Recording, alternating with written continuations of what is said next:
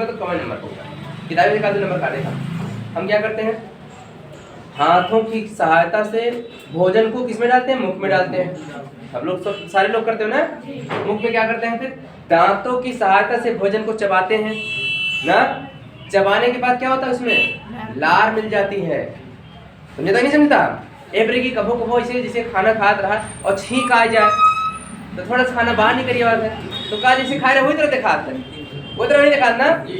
दूसरी जैसे लगा तुम्हें लार और मिल गया, पता नहीं कैसे अजीब सा लगा था ना, तो सेम वही कंडीशन। तो हमका पता चल, हम जैसे क्या हमने कहा, हम हाथों की सहायता से भोजन को उठाकर मुख में डालते हैं। मुख में लार ग्रंथियां होती हैं, 3 जोड़ी लार ग्रंथि होती है। लार में टाइलिन नामक एंजाइम होता है। जब भोजन को हम चबाते हैं तो उसमें लार ग्रंथियां में लार मिल जाती है, और लार में टाइलिन एंजाइम होता है। टाइलिन क्या करता है, भोजन को मंड के रूप में ले जैसा बना देता है, लुगदी या ले जैसा बना देता है भोजन को। ठीक, अब एंजाइम ना हो तो भोजन ले जैसा ना बनेगा। यानी खाने के बाद क्या महसूस करते हैं, हमें रोटी मीठी प्रतीत होती है, चावल मीठा प्रतीत होता है ना, हल्का हल्का। अब पहली हेडिंग आप क्या डालेंगे, सबसे पहले डालेंगे मुख गुहा।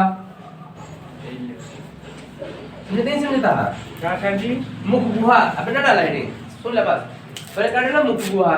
मुख गुहा हम क्या करते हैं, जब मुख गुहा हेडिंग डालेंगे इसके अंदर इतना ही लिखेंगे। मुख गुहा के अंतर्गत हमका इतना लिखेगा है कि मनुष्य क्या करता है, हाथों की सहायता से भोजन को मुख में डालता है, मुख में दांतों की सहायता से पीसता है, मुख में लार होता है, लार में टाइलिन एंजाइम होता है जो भोजन को लुगदी या ले जैसा बना देता है। भोजन आगे बढ़ता है, उसके बाद भोजन क्या करता है, गटाई में पहुंचत है ना। तो क्या गटाई में भोजन रुकत है, नहीं रुकता है। तो दूसरी हेडिंग का डालब हम, ग्रास नली।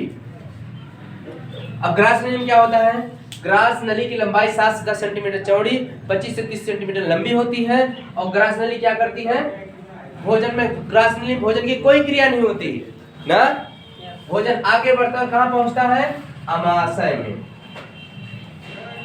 भोजन कहां पहुंचता है, अमाशय में। अब चूंकि अमाशय में दांत तो होते नहीं ना, कि दांत होते हैं, अमाशय में दांत नहीं होते, तो भोजन क्या करता है, दीवारों की सहायता से पीसता है भोजन।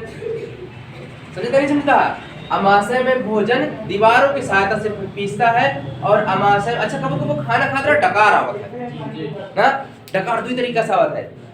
एक डकार आवत तो खट्टी खट्टी लागत, एक डकार आवत तो तीखा तीखा लागत ना। हाँ, डकार दो तरीका से होता है।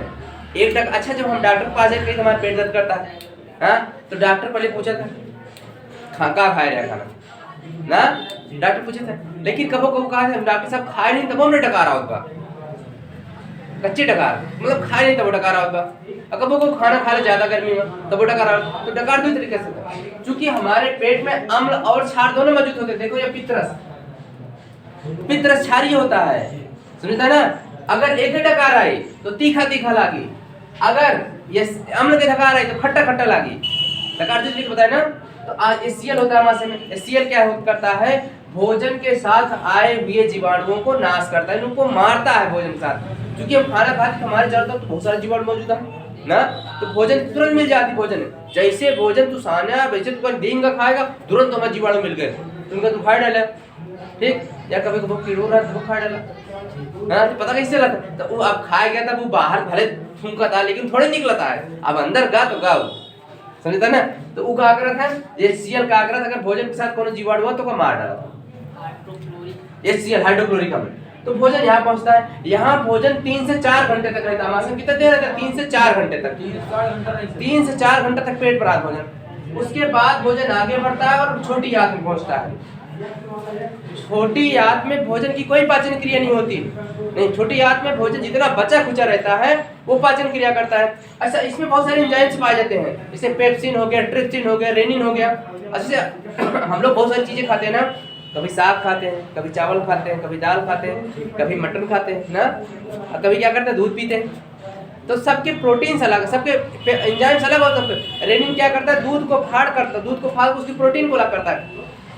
उसके बाद हमारा भोजन यहाँ पहुंचता है, यहाँ भोजन का पूर्ण पाचन हो जाता है छोटी आंत में। अच्छा, पूर्ण पाचन होगा तो एकाग्रस, छोटी आंत का ग्रस, एंजाइम के वौर कदाई देश, प्रोटीन के वौर कदाई देश, खनिज लवण के वौर कदाई देश, वसा विटामिन के वौर कदाई देश, ये सब का बंटवारा कई देश में। फिर भोजन आगे बढ़ा और पहुंचत कहाँ, बड़ी आंत में।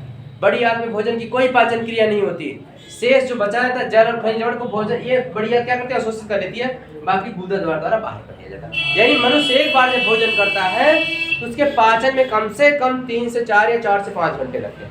इतना आपको लिखता है, समझिए ना। अच्छा ये पंडित का होता है, कब को सुना कहा थी सब की